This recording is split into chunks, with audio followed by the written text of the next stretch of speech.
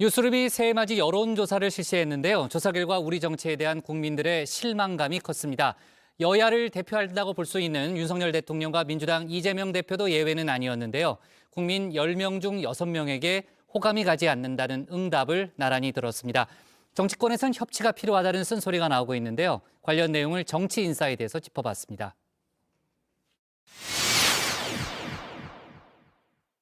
세상에 비호감 딱 두 명인데 두비두밤 어떻게 두 명이나 두비두밤 하나 너야 빠듬빠 두비두밤 하나 너야 빠듬빠 두비두밤 라라라라.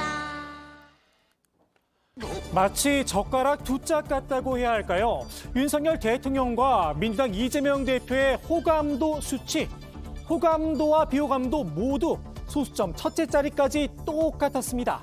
특히 62.6%에 이르는 비호감 응답이 눈에 쏙 들어오는데요. 국민 10명 가운데 무려 6명은 여야의 영수가 각각 싫다는 겁니다. 그만큼 여야 지지층의 민심이 극명하게 갈려 있다는 방증이겠죠. 비호감의 이유도 살펴봤습니다. 윤 대통령은 경험과 능력 부족, 그리고 독단적, 일방적이라는 응답이 많았고요. 이 대표는 대장동 등 부정부패 의혹이 첫순에 꼽혔습니다.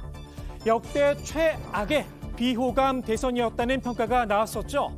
지난 대선 전의 여파가 아직도 이어지고 있는 게 아닌가 싶은데요. 한 주에 52시간이 아니라 주 120시간 일해야 된다는 거예요. 그러고 한 2주 바짝 하고 그다음에 노는 거지. 저는 공익 환수를 설계했고 국민의힘은 배임을 설계한 겁니다. 그쪽이 부정부패를 설계한 거죠. 윤 대통령, 민심 분열의 원인을 양당제에서 찾은 듯합니다. 소선거구제에서 진영이 양극화되고 갈등이 깊어졌다면서 중대선거구제를 제안하고 나섰죠. 일단 야권에서도 긍정적인 평가가 이어졌습니다. 중대선거구제가 반드시 도입이 돼야 된다라고 저는 목놓아 주장을 했었죠. 상대당이 하고 싶은 거를 못하게 하는 정도의 그런 힘만 가진 저는 이걸 비토크라시라고 합니다. 이 비토크라시의 정치를, 여의도 정치를 언제까지 계속할 것인가. 적대적 공생의 양당 정치를 끊임없이 재생산하는 그런 기제가 현재의 소선거구제 단순 다수 대표제이기 때문에 이걸 좀 바꿔야 된다. 이게 이제 본인의 신념이다 이렇게. 박지원 전 국정원장은 민주당이 윤 대통령에게 아젠다를 빼앗겼다면서 아쉬워하기도 했는데요. 문희상 전 국회의장은 여기서 한 발 더 나갔습니다. 정치의 분량은 상생이라며 이참에 개헌까지 가야 한다. 내각제를 거론했습니다. 개헌 생각을 하게 된 거예요. 그거밖에 없어요. 근데 내각제로 바로 못 가는 게 우리 국민들은 대통령이 차라리 낫다. 국회의원들이 다 해먹지 않냐 이런 불신이 있어요. 있어요. 불신 있어요. 예. 근데 전 세계를 보면 통계로도 그렇고 완벽하게 내각제가 다 선진국입니다. 글쎄요, 현재로선 너무 빠른 이야기가 아닌가 싶습니다. 너무 앞서가는 거죠. 너무 앞서가는 거죠. 헌법 바꿔야 되잖아요. 중대선거구제는 헌법 안 바꿔도 되기 때문에 선거법만 바꾸면 되기 때문에. 근데 이제 윤석열 대통령이 임기를 1년 안 할 수도 없죠. 그런 거 아니 뭐 총선에 맞춘다면. 당장 중대선거구제 개편도 실현 가능성이 낮다는 의견이 있죠. 현역 의원들이 자신의 목에 방울을 달겠느냐는 겁니다.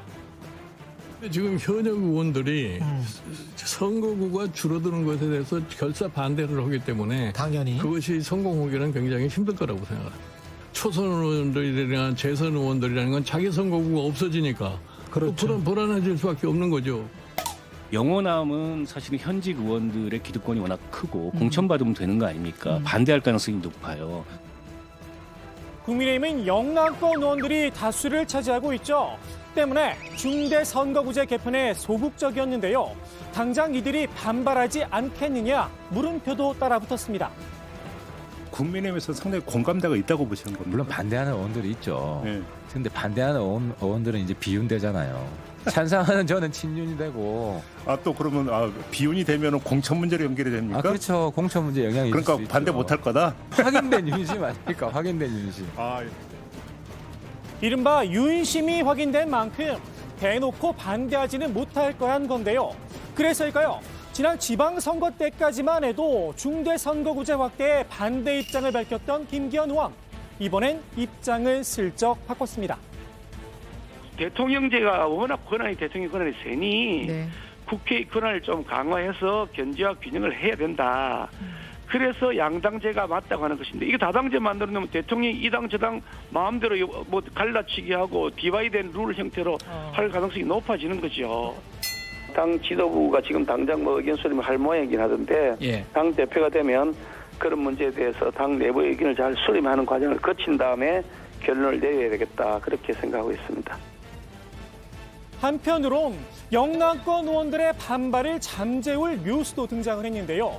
도시와 농촌을 분리해 도시 지역에서 먼저 시범적으로 중대선거구제를 실시하자는 겁니다.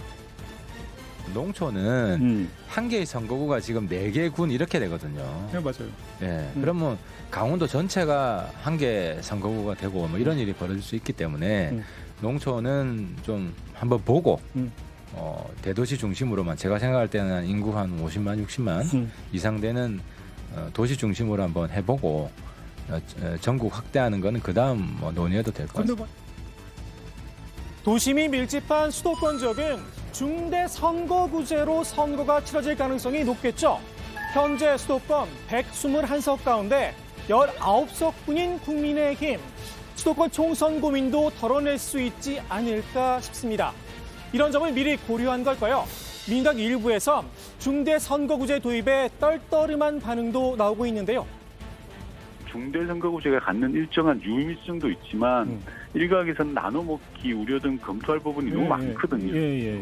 실례로 이번 지방선거에서 중대선거구제가 시범 실시된 곳이 30개 지역인데요.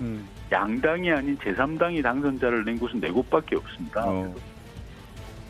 윤건영 의원이 지적한 중대선거구제 시범 실시, 민주당이 강하게 주장해 도입했었다는 사실은 알고 있는 거겠죠.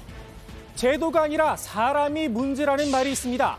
중대선거구제 도입을 떠나 윤 대통령이 그동안 협치를 위해 과연 노력을 했느냐 따져 묻는 목소리도 있었습니다.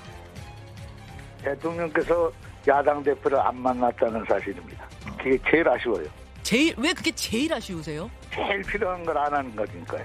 입장에서는 정치의 기본은 대화하고 이제 대화를 해보는 게 풀어지는 것인데, 근데 그 자체를 안 했거든요.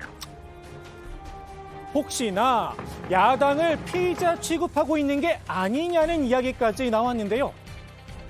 이재명 대표가 이끄는 민주당 지도부하고 만남을 조금 안 하려고 하는 다른 이유는 있다고 보세요?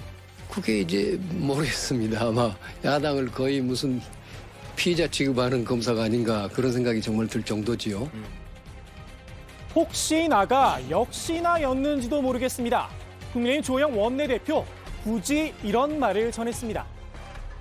이재명 대표와는 지금 취임하시고 여러 달이 지났는데도 만남이 이루어지지 않고 있고 또 전에 듣는 바에 의하면 수사를 받고 있기 때문에 만나기가 어려운 것 아니냐 이런 이야기들이 있는 걸로 듣고 있습니다.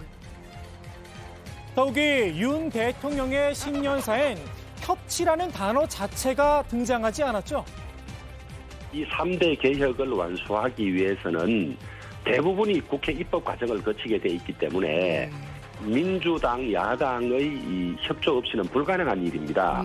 그래서 그것은 저는 당연하기 때문에 말씀 안 하신 것이 아닌가 그렇게 생각을 하고요. 당연한 이야기여서 안 했다라. 글쎄요. 윤 대통령이 야당과 대화할 생각이 없는 게 아니냐는 분석도 나오고 있죠. 조선일보와 인터뷰에서 일단 여당이 야당과 자주 대화하도록 하고 국회의장단과 소통을 통해 국회 문제를 풀어가겠다라고만 말했습니다. 야당과 직접 소통하겠다는 의사는 밝히지 않은 겁니다. 야당과 소통할 기회, 신년 인사회가 있었죠. 민주당 이재명 대표가 불참하며 만나지는 못했는데요. 민주당은 문재인 전 대통령과 먼저 선약이 있었다고 밝히면서도 초청 방식을 문제 삼았습니다. 사실상 오지 말라는 통보였다는 겁니다. 특히 과거 청와대 경험이 있는 민주당 인사들의 목소리가 컸습니다. 저도 뭐 여러 번 경험을 해봤습니다만은 경호 문제로 얼마나 그 까다롭게 굴고 전화로 확인하고 뭐 참석하냐 마냐 뭐 굉장히 확인을 하거든요. 근데 이메일만 보냈다? 그건 뭐 참석하지 말라는 얘기고요. 제가 전임 청와대 정무수석실 관계자들에게 확인해 보니까 통상 야당 대표에게는 사전 유선 연락 또는 면담 등을 통해서 일정 협의를 다 한다고 합니다. 근데 이번에는 이제 전혀 그런 과정들이 생략이 된 거죠. 네. 그럼에도 불구하고 이 대표가 협치를 위해 신년 인사에 가는 게 좋지 않았겠느냐는 평가도 있었습니다. 때문에 나 같은 경우에는 대통령이 직접 전화한 적도 있어요. 오시라고? 야당 대표일 때. 문희상 대표님 오시라고 대통령이 그렇죠, 직접. 그렇죠. 그럼 그때가 언제 어떤 대통령이셨죠? 누구라고 얘기는 안 하겠어요. 왜냐하면 뭐 여러분이기 때문에 그런 성이라고 그럴까 뭐 이런 게 부족하면요. 그러지 않아도 왜 그렇잖아요. 이 사람 사는 이치가 그런 거 아닙니까? 그래서 그럼에도 불구하고 갔었으면 하는 게 내 바람입니다. 윤석열 대통령과 이재명 대표, 새해에는 두 사람이 서로 손을 맞잡는 모습을 볼 수 있을까요? 오늘의 정치인사이드 국민의힘 김종인 전 비대위원장의 말로 마무리합니다. 우리나라의 경제 중장기적인 발전을 위해서 필요한 제도적인 장치를 만드는 데 있어서는 여야가 공히 좀 협조를 갖다가 해서 제대로 소위 우리나라 경제 기반이 이루어질 수 있도록 노력해 주기를 바랍니다.